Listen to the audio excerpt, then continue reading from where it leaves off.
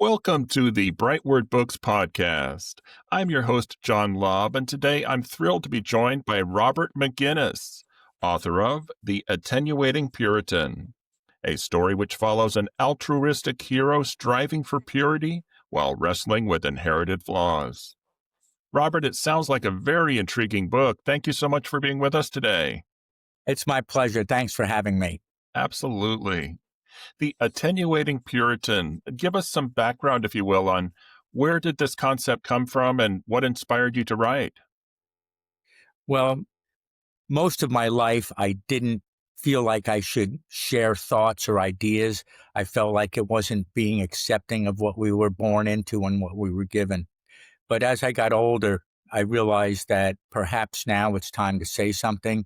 Perhaps there's some teaching that could be done and some wisdom that could be shared. So I had heard at one point that you couldn't be a state poet for Ireland until you were in your 60s and had lived a full life.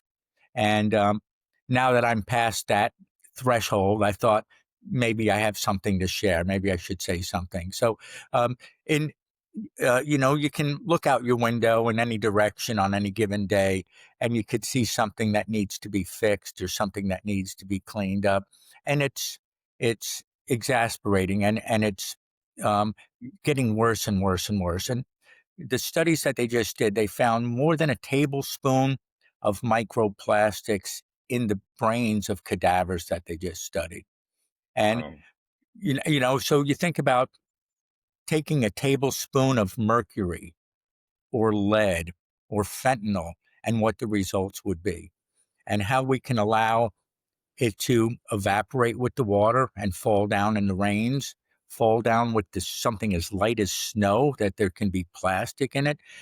It just shows how ubiquitous it is and how we haven't learned our lessons yet, and that was one of the driving forces, and then there were things that happened when I was a child. I saw an oil spill on a little highway in New York, and it went to a creek and then to a pond, and that pond went to another creek and then to another pond and then to another creek and then eventually to a river and then out into the Long Island Sound.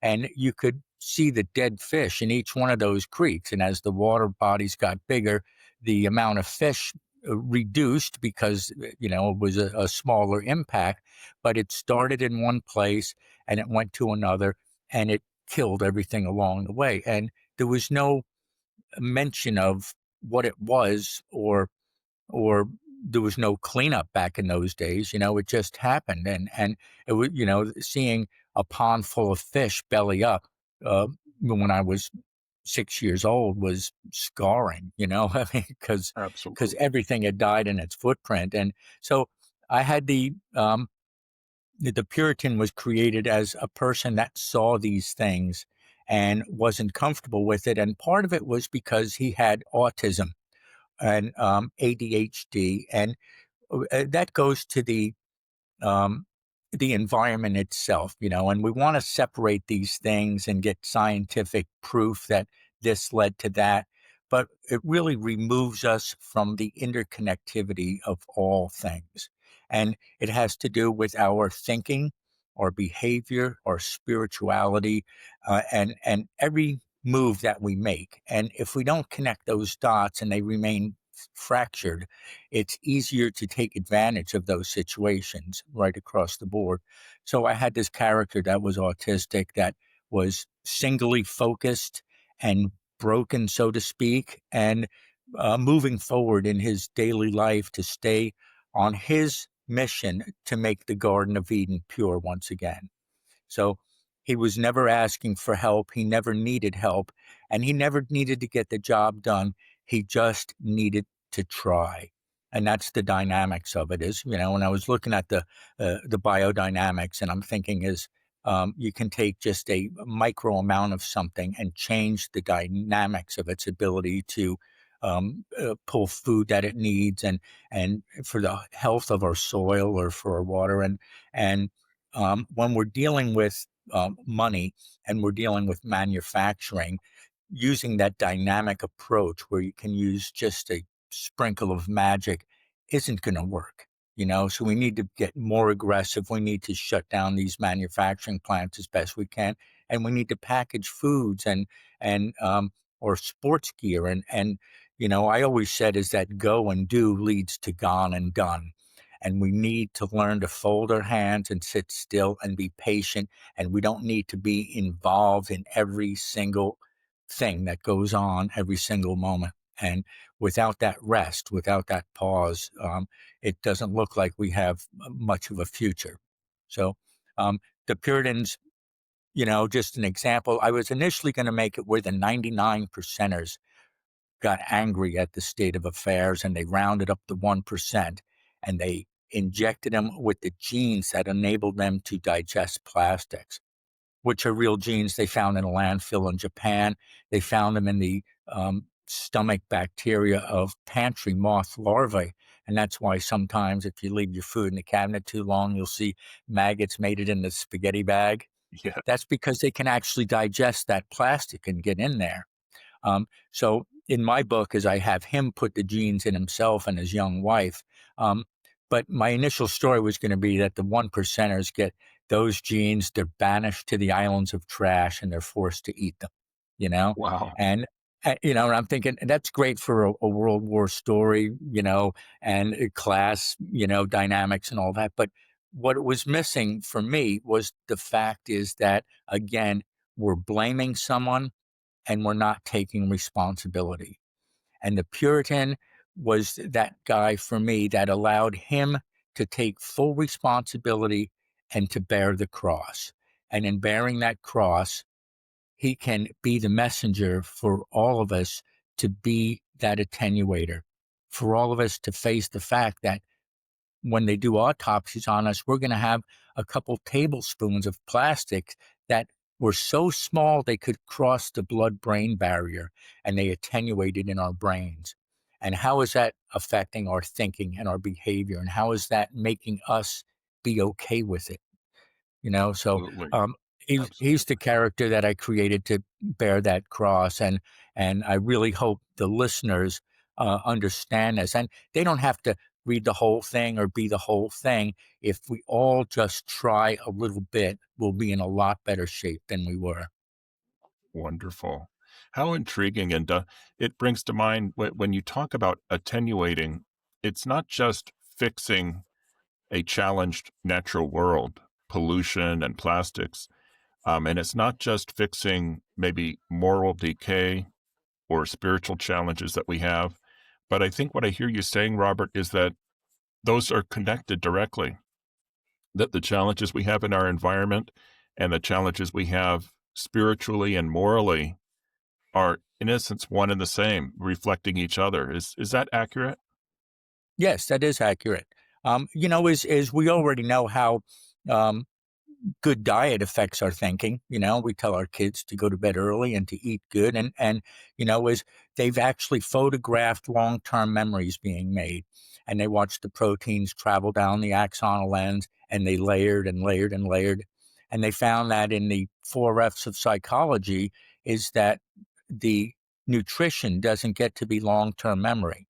Instead, it gets used to make hormones, which aren't used. So they have to um, um, metabolize them.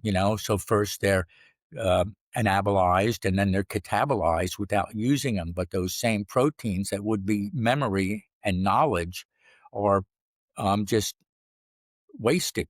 And that's part of the trick with television is because, you'll have a food commercial and then you'll go to an act of violence and then there'll be a sex scene and then it'll go back to a food commercial and you're making all these large macromolecules and you're not using them. So they anabolize them, they catabolize them, and you have zero net knowledge, and that repeats itself. And for millions and millions of Americans, it repeats itself that daily and minute by minute almost, and Wow. With social media, there's so many right. people now who are exposed to these influences for 8, 10, 12 hours a day. And Absolutely, absolutely. And you know what? I wrote some other stuff that addresses to me, they're horrors. They're absolute horrors. Is because we don't even realize that we are captive, so to speak, in that state. And I wrote something the other day I was talking about is that we are the only species that is even preparing to have genes for things such as TikTok and social media. There's not another living thing on the planet that engages in that. And it takes generations after generations to actually make a gene for something. You know what I mean? So, um, and here we are, as hard as we can, trying to create genes for that self gratification that comes from a two-dimensional reality, which I keep impressing on. One of the things I wrote was the North American Mass Shooters Cultivators Society, where we're trying to cultivate mass shooters as if they were lilies or roses, and how do you do it? And some of the things that we use to do it are psych meds and failed political and religious leaders, and kids engaging in a two-dimensional reality that they can't distinguish from the three-dimensional reality, and having complete control over it, where they can just press delete or turn the game off and everything goes back to normal. And those are some of the things that I was pointing to that makes a good, if there's such a thing, mass shooter, and how there's Interesting. other damage from the environment and stuff is that we have um, prefrontal lobe damage, which comes from alcoholism and drug use for the mothers. And in the last trimester of their pregnancy, that the frontal lobe, the last thing to develop, came up short, and it didn't develop all the way. So there's very little brakes on those systems, there's very little consequences, there's very little restraint.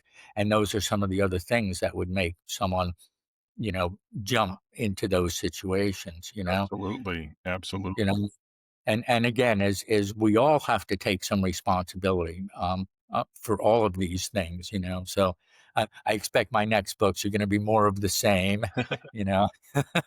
Excellent. Well, there are themes of purity, resilience. H Did you draw on your own life experience or your own spiritual development in creating the character, Robert?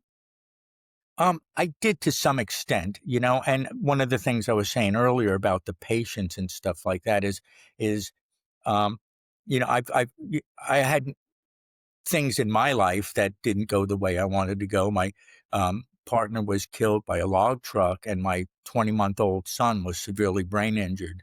Um, and that was almost 40 years ago now. He still lives with me and stuff. But, and I lived off the grid, so what God dealt me was what was on my plate, But when I went to the city and to the hospitals to get care for my son, they really thought that there's no way he's going to be able to handle this, and I really thought that was odd for the majority of social workers and people in the business to jump to those conclusions by what they had seen in their own lives. Because for me, it was another farm animal, and I don't want to use the term animal, but it was something that happened on the farm that I was responsible for. There was no back door for me, and there was never the thought of leaving my son, which over and over again I was presented with. Why don't you put him in a home or something like that? And I was like, no, he's my son, and this is what I was dealt with. So I didn't get where the lack of spirituality and the lack of people not wanting to take my son and help him, but there wasn't the support to help me. You know what I Mhm. you know, As and a caregiver. and I wasn't asking for help, but I was just boggled by the lack that there was of that. You know, this man's in trouble. Let's give him all. Is now more people are willing to get foster people down people's necks and backs and CPS and take their kids, and nobody seems to want to help them with their problems. It's more about like, let's take them from them, and then they can go straighten their lives out and get their kids back. And that is so damaging to the child in the first place, because what they thought was invincible cracked and broke right in front of them, and you never get that kind of trust back. And I don't know why we don't do. And granted, a lot of the women and the moms have problems and stuff, but like I said, we set up our society where we're not going to be helping them very much. And to me, that's sad, and that's the wrong thing. And to me, is that for the children, the only people that are appropriate are its parents. Mhm. And we can say that that's not the case. And it makes us all be in judgment of each other on a constant basis. And sometimes people can't take that. Sometimes that's exactly what cracks them, is that lack of support. So anyway, Wow. in my life, that's what happened. And I just felt like that was my job. So I took it. So, um, I'll say some other things that might separate me is I don't own a cell phone. No, have I ever had a cell phone. Wow. I I don't never think I drove. know anyone in my I, world that does not have a phone. I never drove, Wow. and I'm in my 70s now, and I made it here without driving. And I was thinking, you see Tesla wants to get rid of all the vehicles and make electric vehicles. And I'm just thinking, is that, we're supposed to be a brotherhood of man, and every single person needs their own vehicle because they can't share. You go down to the Diamond Lane in San Francisco and it's empty. And all you have to do is put another passenger in it and you can use Use it. that lane. But they'd rather stay in the crowded bumper to bumper by themselves with their own music and their cup of coffee and everything than to share, and not even realizing that that's one of the things that's killing the planet. And then to think that we can just get rid of 1 billion automobiles and put another billion out there, um, it doesn't make sense, and I can't make it make sense. Absolutely. Robert, So, was writing the book therapeutic, or was it emotionally draining or challenging, or maybe some of all of that? well, to tell you the truth, I really enjoyed it. And honestly, is it grew into this thing, and I was making this character in the first place. But I have to tell you, it was the absurdity of life was what really um, got me in the first place. I was thinking that I could wake up in the morning and look outside and see something of the toxins and start crying. And I could cry so much that I would start laughing that I can't take it and I'm crying. And then I would laugh so hard and to think about what I'm laughing at that I'd go back to crying. And I just thought that that's the absurdity that all of us deal with on a daily basis. When I first made the character, to me, it was hysterical. I was, it was brilliant comedy, and I couldn't think of anything better. It was like, and though I am pure in thought, word, and deed, my behaviors occasionally reflect the toxins my forefathers have bequeathed. O Lord, must I do the do? Brominated vegetable oil binds to my iodide receptors, attenuating in my thyroid and mimicking schizophrenia.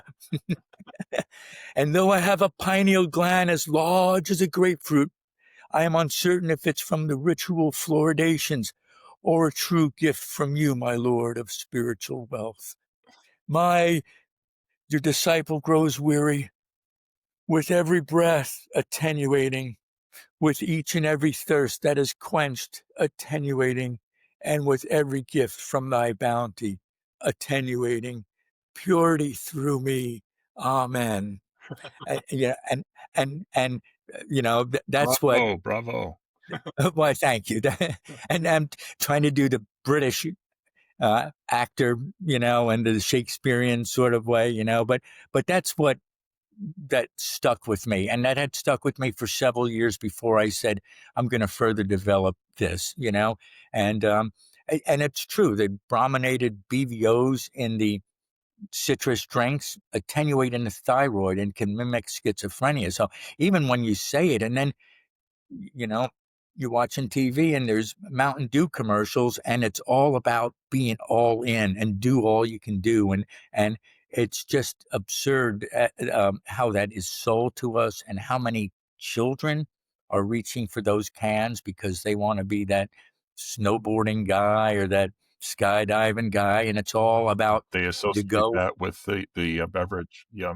And again, it's all about the go and the do, and it has nothing to do with processing your thoughts or being patient or thinking about the person next to you, or it's all about the individual. So anyway, is Interesting. I love that little bit that I did, and that's what really had me going. And at that point, he wasn't autistic. He was just another guy. Mhm. And then I thought, is when we look at the going from one in several thousand to one in every 30 live births is autistic. And then we don't want to, you know, we're not really looking for answers. And I don't think we really want to find answers. So, Wow. um, so that's just going to exasperate itself. And maybe we'll reach a threshold and go as, with as few cases as we can, but I don't see there being an end to it. I think that when we cross over to 50% of the population, it will just be a norm. Wow. Wow. You know, This is and great that's the talk. direction.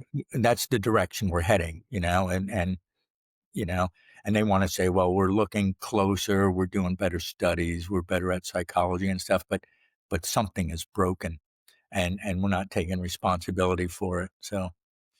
Robert, what do you think are the most common misconceptions people have about purity or sacrifice or spiritual discipline?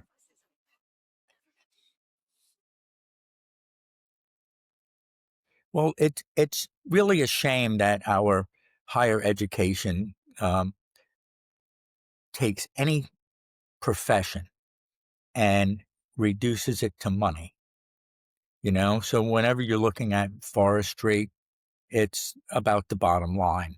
And we can take a half of a half to the nth, and we can replant and everything else, but we haven't learned to leave it alone. And I From think that. logging instead, right? Yeah, yeah. Well, and I'm saying is that we can, make it environmental and replant and all that, but at the same time is they're taught in school is that none of this would happen if the economy wasn't strong enough to support us to do whatever we needed to do. So I think that's one of the inherent evils, is that whether it's the fisheries or even water at this point, it's all about money at the very end of the day. Um, if we look at it that way, there's no sustainability in any of it. And it's really amazing some of the things Trump's doing now. He wants to not only get the oil in the Arctic, but he wants to go down to Venezuela as well. It's opening offshore drilling again here. And, those are the three largest oil reserves in the world, basically. And he's trying to steal it, and we don't need it. And it shows perhaps mental illness on his part, where what I was saying earlier, he doesn't have the ability to fold his hands and to wait and accept things the way they are. He has to engage with it. He has to dominate it. He has to take what he can out of it. And again, it's for him. It's not for us, because I think most Americans would say, back off for a minute, leave the Arctic the way it is. It's a reserve for a reason. It doesn't mean that you should go in there and take what you can now. He's almost 80 years old, so when's he even going to spend the money that he's got now, let alone trying to get more to spend? It's not going to help us one bit in terms of winning a Nobel Peace Prize or ending wars on the planet. It just exacerbates all of that. It's absolutely evil, and it's part of that inherent evil that goes. But I really think that's a sign, is that he has his own spiritual decay, his own mental health decay, and his own physical decay, which we can point out almost anywhere on the planet right now. And it takes that sacrifice, that willingness, and that patience, that spirituality is, you know, to me, spirituality, we can have the Christian aspect of it, but if you live with one foot in both worlds, and truly live the spirit world, you will see how to heal the planet. It might not be obvious if you're just all here, but when you have the overview and when you think about eternity in true eternity, um, and what you take from here to the next, that should be the most important thing in all of our lives, you know, um, not the impact that you make here. To me, I feel like if you make that kind of an impact, you are damned to reincarnation and to ignorance um, and to the material world for another lesson and so on until you get it right, but I think that's what we see mostly today. And it's really a shame that we give airtime uh, to that sort, you know what I mean? And most of the news that you watch these days is one of that sort talking to another of that sort, and there's no third way. I really see the times coming where we're going to have to go back to the Native American values, where we realize that we are connected to all the other species. And I say over and over again, protect every life, even a single cell, even a mosquito, is that if it's carrying the DNA, it's sacred. If it has life, it's sacred. And when we treat life as sacred, then we become sacred too. And that's the move that we need to make, because this isn't working, and I don't see that it has a sustainability at this point, regardless of how we um, run the numbers. You know, Yeah, like my friend used to say, is talk to me in colors, don't talk to me in numbers. And and if you just start thinking like that, doors open, because it's absolutely true. absolutely. Sobering thoughts indeed. But in the midst of all of this decay and despair, your character is a man of unwavering faith. Does that indicate, Robert, that you also have faith? Do you have hope for the future? Or Absolutely, absolutely. And the same as the Puritan is you can't have one guy or two people eat the islands of trash, but they can try, and they can be that example. And it doesn't matter if they get it done, because they did the right thing and they tried. And as long as that happens, there's hope, you know? And I want to be that hope, and I believe that I carry that in myself. So I will continue doing everything I can to remain hopeful and to not be so crazy that I don't remember that.